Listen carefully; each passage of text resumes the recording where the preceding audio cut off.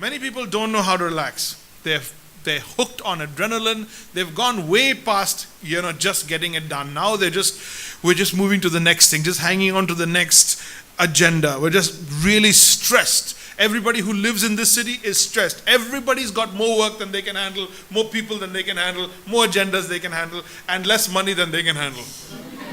Everyone. Every single one. It's amazing. Everyone is on the same page, and we're all stretched thin. We're all stretched and spread thin. And it's just, look at Job 20:18. They are unable to relax and enjoy anything they've worked for. Sound familiar? They are unable to relax and work for and enjoy anything they have worked for. Here's the deal, my dear brothers, my sisters, my friends. God considers rest as important as work. God considers rest as important as work. God himself rests. God himself rests. Please think. This is a thinking faith. This is a singing faith. This is a living faith. Think. God rests, which means, does God get tired? No, God doesn't get tired. So if God doesn't get tired, but he rests, rest and tired are not the same thing. They are not connected. It's two different concepts. When God rests, it's not because he's tired. When God asks you to rest, it's not wait until you're tired.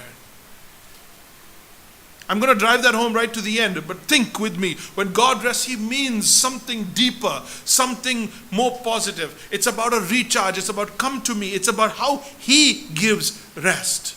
I'm not talking about philosophy and living and styles of living and kind of, you need to breathe and you need to take time off and you need to, empty your mind. I'm not talking about all that. I'm not talking about that. That on the human level, please, by all means, do what you have to do. For me, emptying my mind won't take very long. But anyway. Jesus is a shepherd. And the shepherd leads and gives everything the sheep needs and looks after the sheep. Are you with me?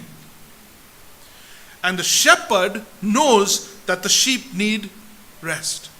And the shepherd gives that rest to the sheep.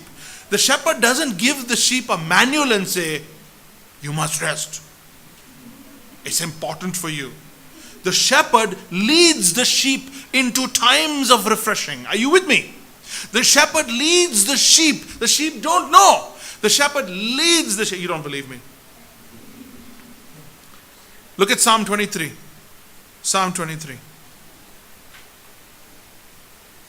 The Lord is my shepherd, so I have everything I need.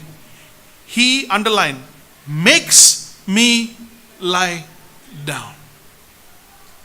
He makes me lie down. Kahan pe?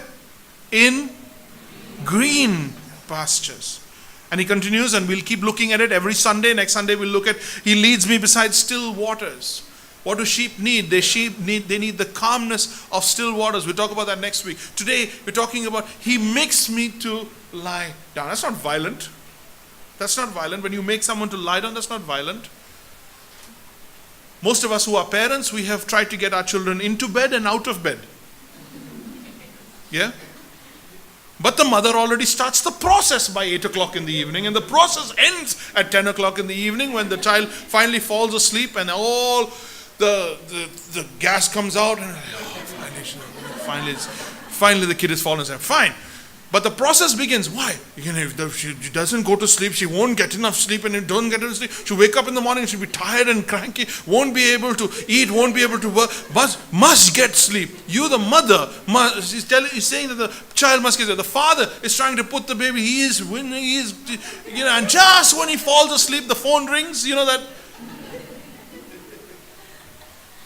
Parents, when parents can be so dedicated to the fact that the children must get their 8 hours of sleep, you must get 8 hours of sleep, 8 hours of sleep, everybody needs 8 hours of sleep.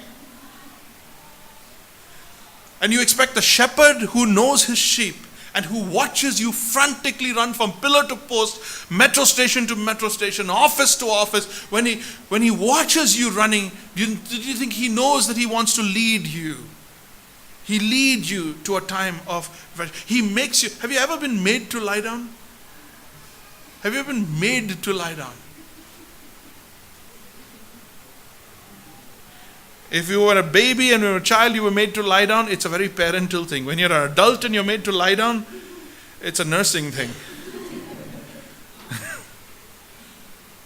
He makes me to lie down. It's a matter of rest and refreshment, a metaphor of rest and refreshment.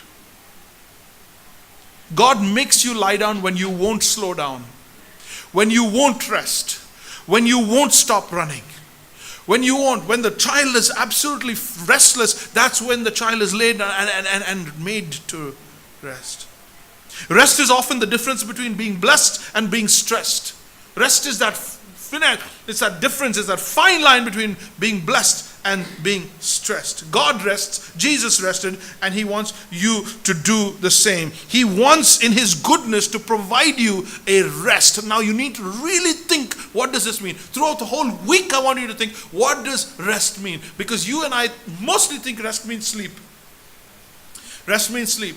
But rest is what God puts at the end of a cycle, at the end of a season, at the end of a phase. God has created absolutely everything, and God has created everything for a cycle, for a phase. Everything goes around.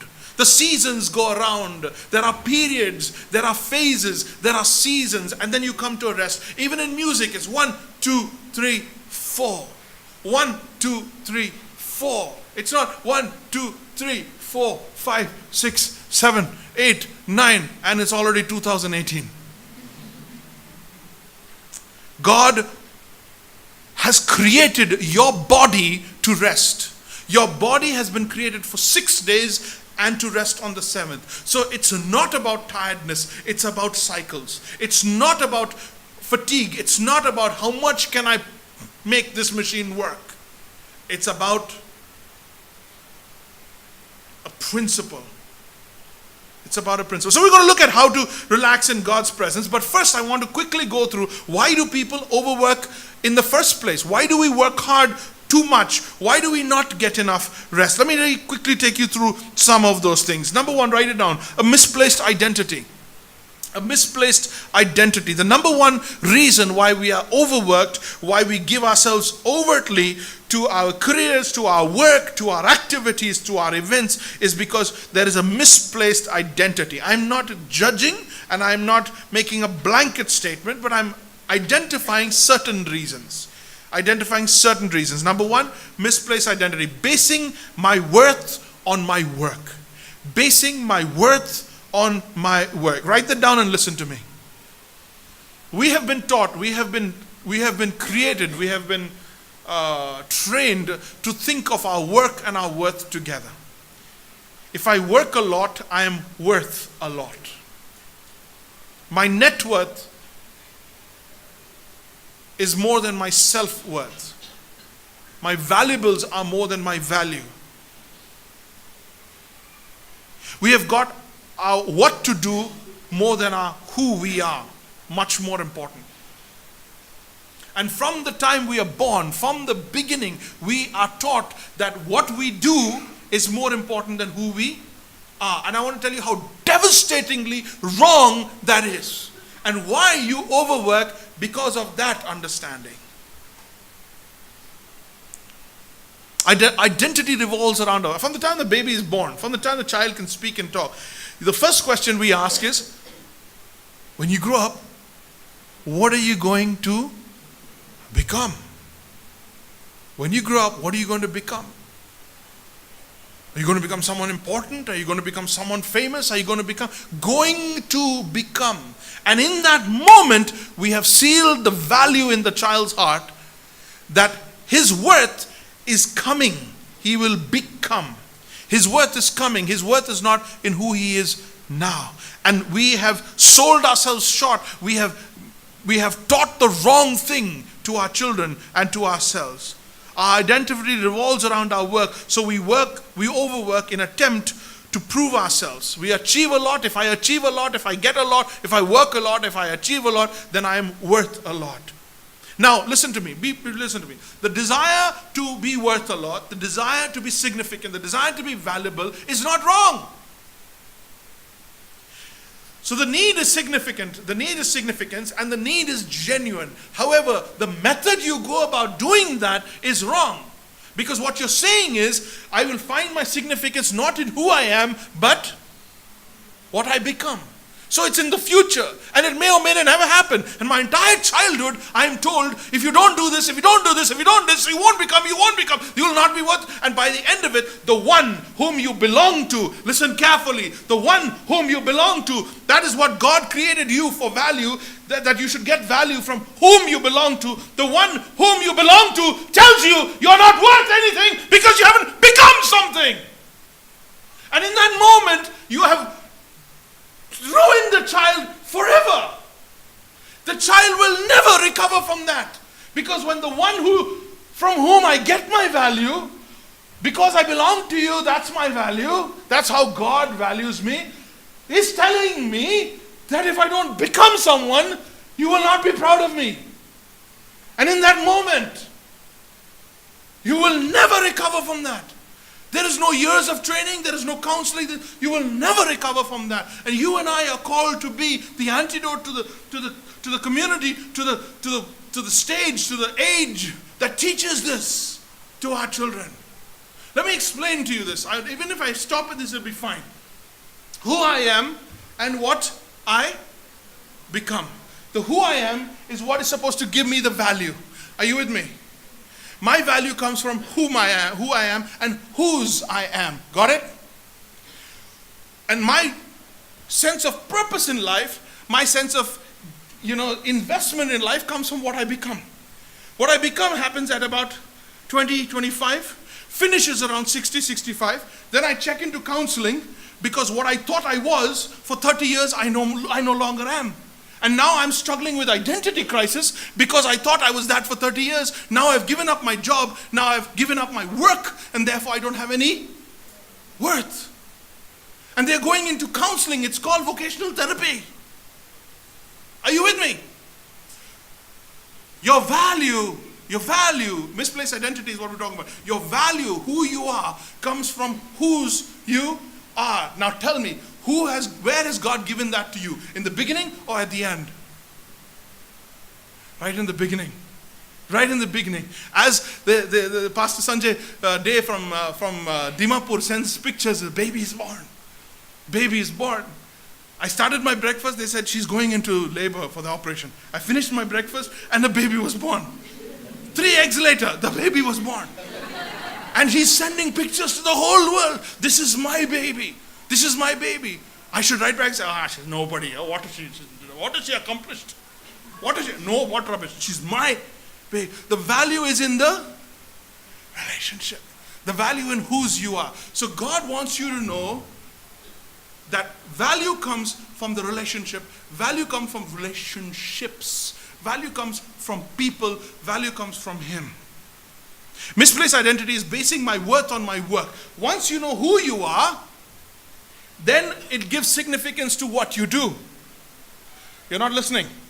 Once you know who you are, then it gives significance to what you're doing. But if you don't know who you are, what you're doing will rob you of the significance of who you are. It will rob you. Because at 65 when you retire, you will not know who you are. Only someone too stupid to find his way home would wear himself out of work. Ecclesiastes 10:15. Materialism is the second one. Write it down. Materialism. Don't worry, I'm not going to take so much time on each of these. Materialism. Always wanting more things. Always wanting more things. Proverbs chapter 23 verse 4 and 5 says, do not wear yourself out to just trying to get rich. Because your money is going to just get up and leave like an eagle. Have you ever watched an eagle? The sparrows are flutter all over the place. The birdies are all over the place. But the eagle is just sitting still. And it's there. And it's there. And it's there. And it's there. And it becomes part of your surrounding. And then suddenly, like it received a text or something like that, some brain, some message from some other eagle, from some other planet. I don't know. It suddenly sees, whoa. It just your money is going to take off like that.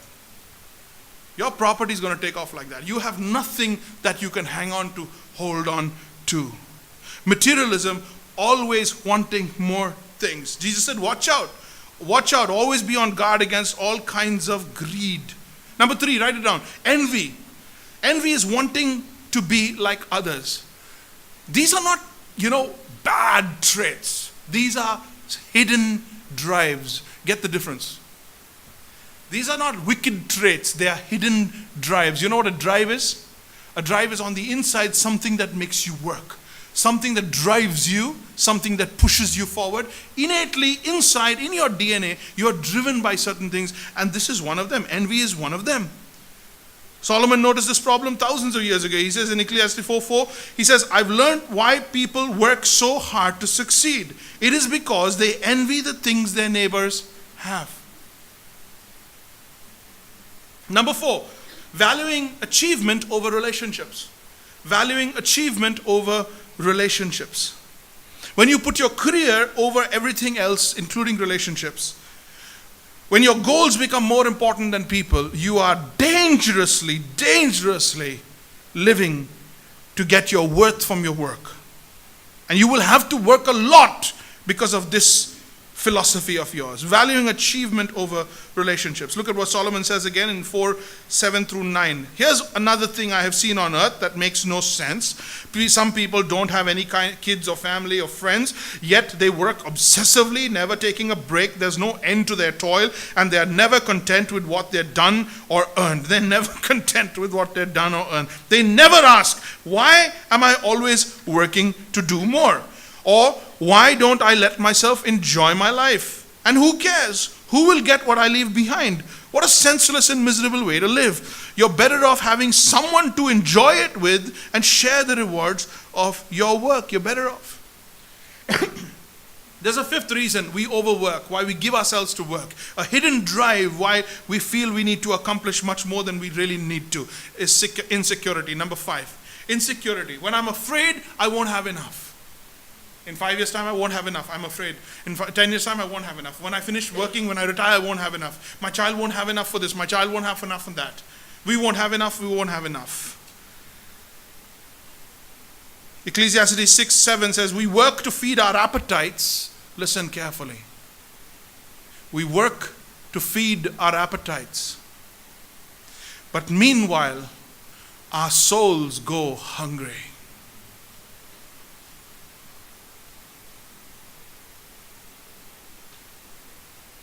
We work hard to feed our appetites at the high cost of starving souls.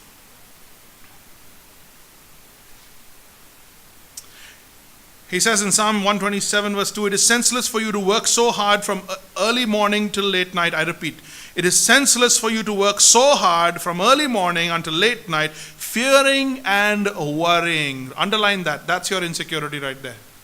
You're working hard, but you're fearing and worrying. What? That you won't have enough. For God wants His loved ones to get their proper rest. You give up sleep thinking an extra hour of work will ensure. No, sir. So how do I relax in the goodness of God? How do I plug into this shepherd of mine? And how does God give me rest? How does He speak rest into my soul? How do I get through this life knowing the real things, the real values? This is not about being a fanatical, spiritualistic kind of mystical kind of person, always so heavenly bound, you're not earthly good. You kind of like you're escaping. The practical, pragmatic people look at you as those who are just escaping the realities of this world, the practical realities of this world. No, both are wrong. The ones who are on the ground and the ones who are flying in it, both are wrong. There is a shepherd that you plug into. When you recognize you are His sheep, your value comes from being His sheep and your benefit comes from being His sheep. When Jesus asks you to follow Him, He promises to lead you. When Jesus asks you to follow Him, He is committing to lead you. And when he leads you, he will feed you and he will protect you. How do I relax in God's presence? Number one, remember my value to God. It's got to come back to that, and I'm going to drive this home. Remember my value to God. This is the opposite of basing your identity on your work. Opposite of basing your identity on your work. What are we saying here? Why do you begin with this? I'll wait for you to finish.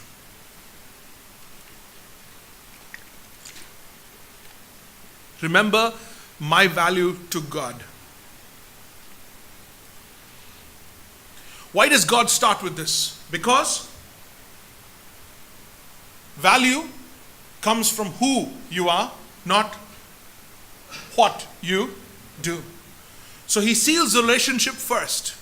Why do we say, come to Jesus? Start your relationship with Jesus. Get into it. Commit to Jesus. Why do we force that? Why do we get to that first? Why do we say deal with your sin, deal with the offense, get right with? Why do we start there? Because once the relationship is in, the value system, the value is written on you once and for all. Then everything out of your life, everything as a result of your life will come from who you are.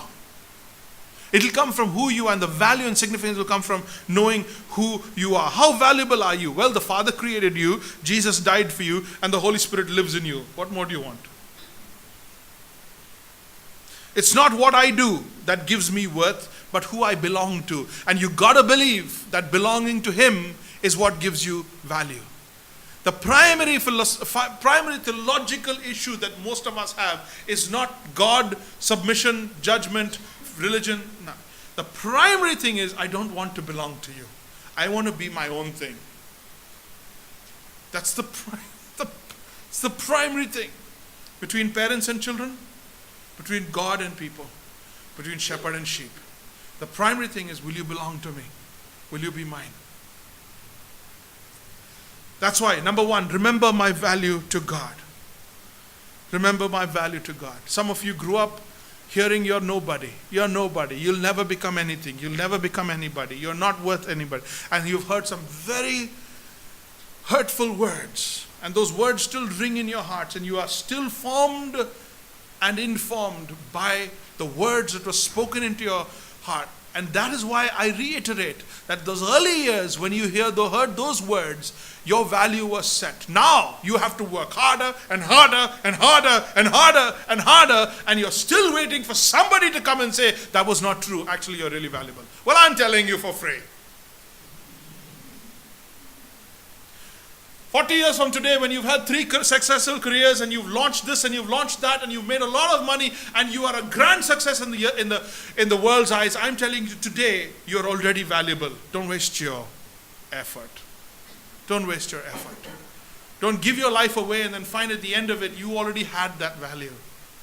You didn't have to work that hard for it and lose your rest over it. Realize what God says about you. James chapter 1 verse 18 says, God decided to give us life through the word of truth so that we might be the most important of everything that God has created. So that we might be the most important. Isaiah 49 says, I have engraved you on the palm of my hand. Every morning wake up and pray the prayer, God help me to feel loved by you. Because that's what the real issue is. God help me to feel loved. Don't pray, my father doesn't love me, my mother doesn't love me, that girl doesn't love me. Don't pray about that. Don't pray about that. They don't. Just settle. Get back to the one who really, really loves you and really, really has invested more than anybody else and say, Lord, I know you love me, I don't feel it. If I feel it, if I live in your love, if I'm embraced with your love, if I'm saturated with your love, I'm not going to look to anybody else for their love, for their affection. And that I won't hold them responsible and ransom for making me feel special. Did you get that? Did you get that? Let me say something in a controversial way so that I'm hit home.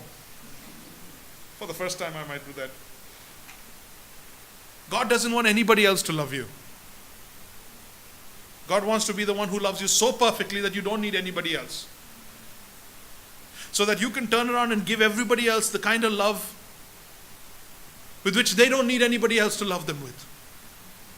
And when that kind of love has gone full circle, All you'll have around is people who are completely filled with God's love and your love.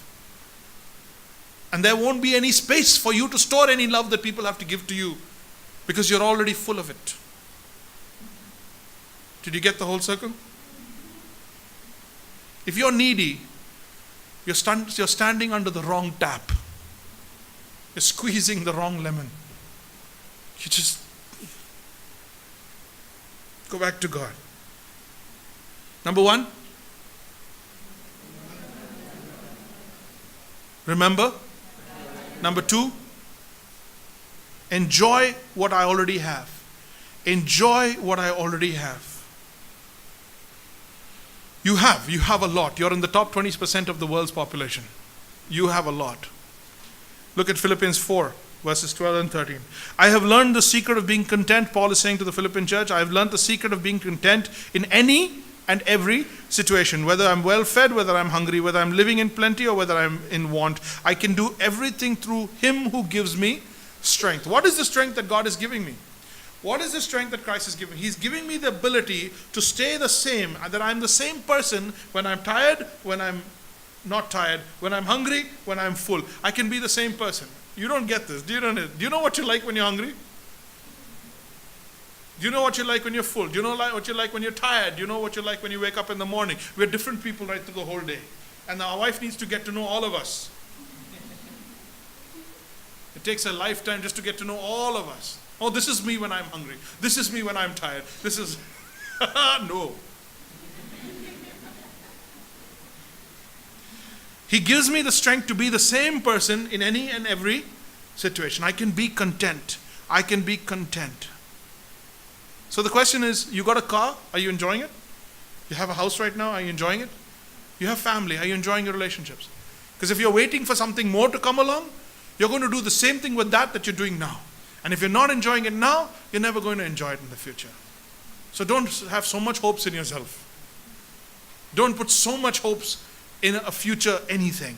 Ecclesiastes 4:6, a little food eaten in peace is better than having twice as much earned from overwork and chasing the wind. You got to get to the point where you realize it's a value thing. It's not a vocation thing.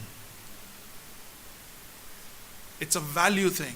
And if you're already valuable, Pastor Jerry, are you saying don't work hard? No, by all means, please work hard. I have 2 jobs. Okay? I'm saying work hard. But don't work hard for your self-worth. Work hard because you are worth a lot. Work hard because you're grateful. Work hard because you want to give God the best. But not because you're trying to get an innate need that the shepherd wants to give you in the first place for free. We work so hard and we overwork to get these things. And finally, have you people on their deathbed, they're about to die. They're 5 minutes away from dying. They're 5 minutes away from waving goodbye. In that moment, what do they ask for? Please, let me see that power of attorney one more time. Please, show me that car. Show me that. Can you drive that car? I want to see my car one more time. Huh? Bring out those trophies. Bring out those trophies. Hey, I think 2 are missing. Bring all. I want to see my trophies. No. On your deathbed, you know what you ask for? Family. You ask for people. You ask for people. How sad it is that it is in the last few minutes we realize that people and relationships are the most important. It's at the airport when everybody's with the bags and baggage and the checkout line is going long, and that in the moment, it's really nice to be with you. I know wish we could have spent more time. Wish we could have gotten to know much. But तो बहुत late हो गया, मैं जा रहा हूँ. Always in the last minute, at the funeral, fellow is face down in the dirt.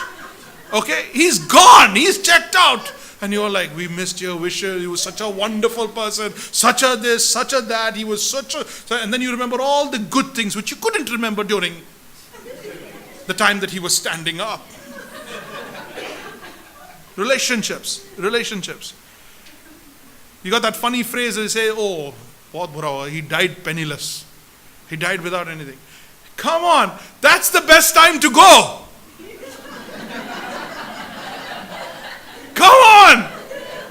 okay, it's finished. Lord, let's go. He didn't die penniless. Ecclesiastes 3:13. All of us should enjoy what we have worked for. We should enjoy what we have worked for. It is God's gift. What you have is God's gift. And when somebody enjoys what you give them, what do you feel like doing? When somebody enjoys what you give them, what do you feel like doing? Giving them more. Giving them more. Jesus is saying, what am I trying to do here is to get you relaxed, to not be preoccupied with getting so much so you can respond to God's giving. Relaxation is a spiritual issue. Relaxation is a spiritual issue. Resting is a part of trusting. Resting is a way to blessing. It is really something we all have to learn early in life. Young people, you're very young. You think you can conquer the world. You think your body can run non-stop without 3 days of sleep. The rest of us are here to tell you that your body was made for 6 days and 1 day rest. Your emotions were made for 6 days and 1 day rest. Number 3, limit your work to 6 days.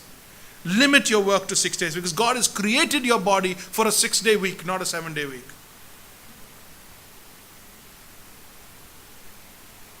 And it's the 4th commandment in the Big Ten.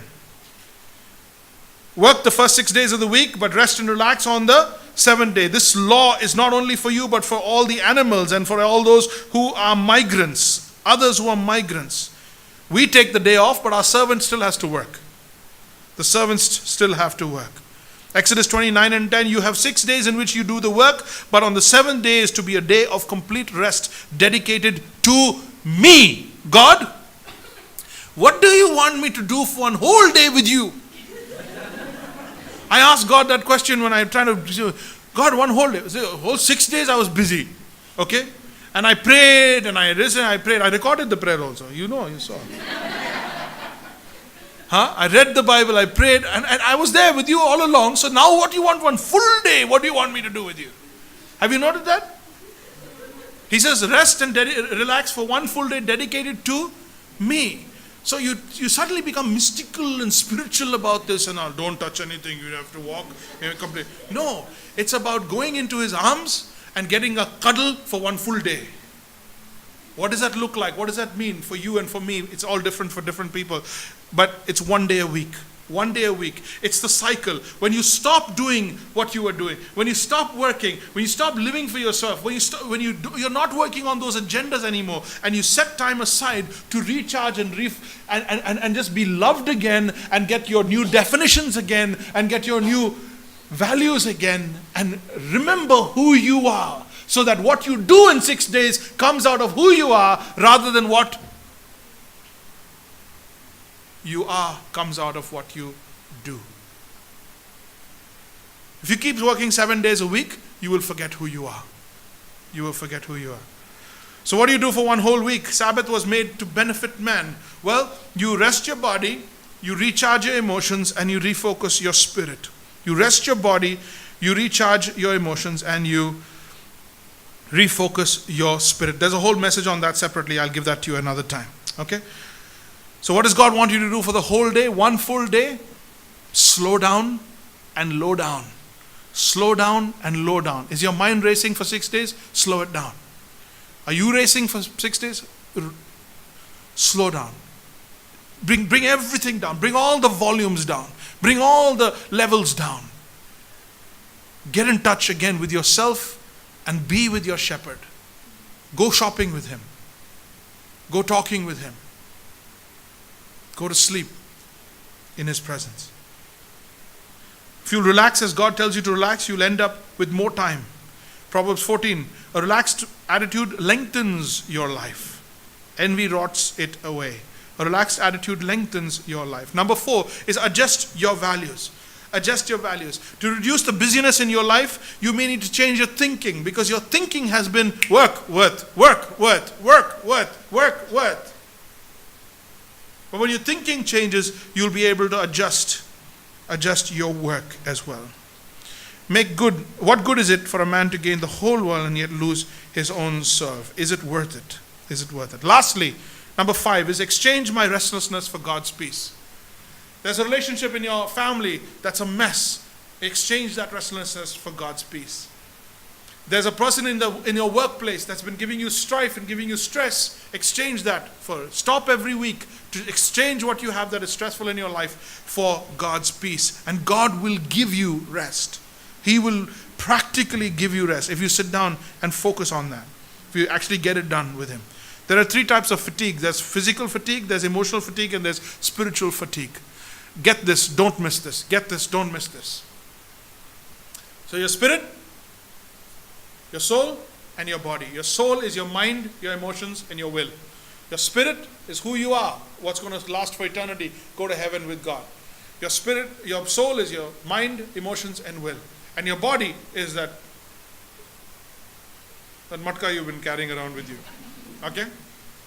There's a spirit, there's a soul, and there's a body. There's physical fatigue, there's emotional fatigue, and then there is spiritual fatigue.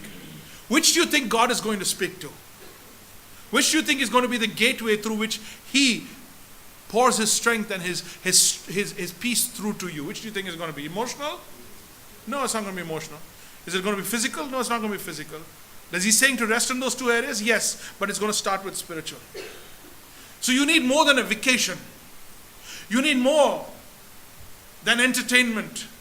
You need more than sleeping. You need a relationship with the one who actually can inject peace and comfort and relaxation and values and definitions into your life. Jesus didn't say, come to my institution. He didn't say, come to my clinic. If you're struggling with anything, if you're heavy laden, if you're stressed about it, He doesn't say, come to my church. He said, come to me. I will give you rest. Then He says, follow me. And follow me means come. I'm going to be with you. I will take you. I will lead you. When Christ asks you to commit to following Him, He is committing to lead you. That's a bigger commitment, by the way. By the way. So let's end with this. Jesus wants your relationship with Him to be a place of strength and rest and endurance. I want to read this very slowly. I want you to follow with me. That last text, Matthew 11, 28, 29, 30. I'm going to read it very slowly. Follow with me. Jesus says, are you tired, worn out, burnt out? Come to me. Get away with me and you'll recover your life. I'll show you how to take a real rest. Walk with me. Work with me. Watch how I do it. Learn the unforced rhymes of grace. I won't lay anything heavy or ill-fitting on you. Keep company with me and you'll learn to live freely and lightly. With every head bowed and every eye closed, as the video plays, renew your commitment to the Sabbath. Renew your commitment to the Sabbath. Even if you're not a follower of Jesus, by the way, this principle works. But if you follow Jesus, you'll get everything He's wanting to give you. Fill the card. Decide what you want to say to us on the card. And as the offering comes to you, remember that God has given. Let's give back as if we're giving to God. May the Lord bless you.